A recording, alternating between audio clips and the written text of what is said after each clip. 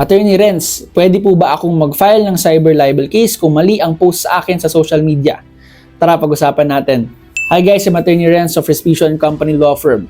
The question for today is, cyber libel ba agad kapag may mali o hindi totoo ang post tungkol sa'yo?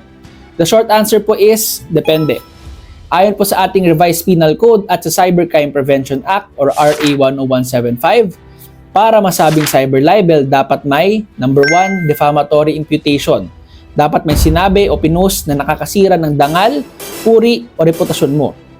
Number 2 po, dapat may publication. Na-publish or naipakita dapat ito sa public tulad ng post, share o comment sa public social media. Pangatlong requirement po, dapat may malice. Pero this is presumed kung defamatory ang statement.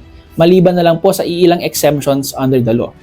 So, kung ang post ay factually wrong about you at nakakasama sa pangalan mo or image mo, like for example, krimen na hindi mo naman ginawa, mataas ang posibilidad na cyber libel ito.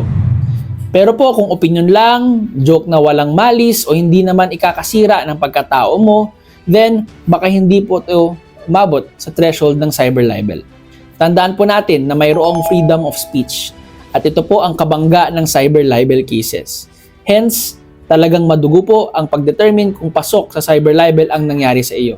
Again, this is Attorney Renz of Respicio & Company Law Firm. Please like, share, comment, and follow. Peace.